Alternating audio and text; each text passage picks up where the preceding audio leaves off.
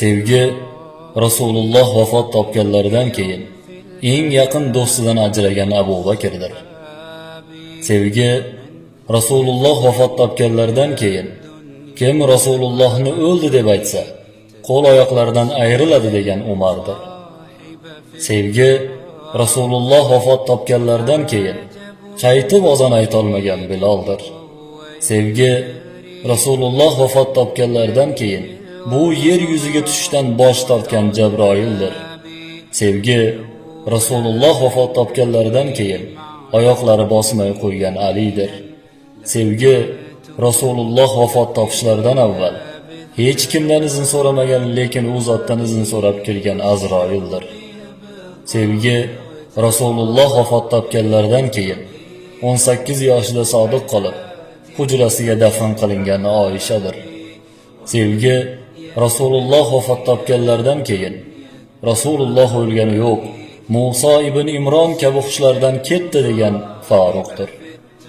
Sevgi Rasululloh vafot topganlaridan keyin u zotning muborak jasadlarini yuvgan Abbosdir.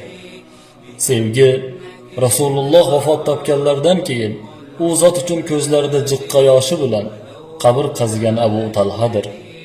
Sevgi Rasululloh vafot topganlaridan keyin ey Ali, Alloh nomini o'rtaga qo'yib so'rayman, Rasulullohni so'nggi bor ko'rish uchun imkon ber degan Ausdir. Sevgi Rasululloh vafot topganlaridan keyin o'zigini qabrga tashlab, shu bahorada Rasulullohni silab, oxirgi tekkan qo'l meni qo'lim bo'lsin degan Mug'iradir.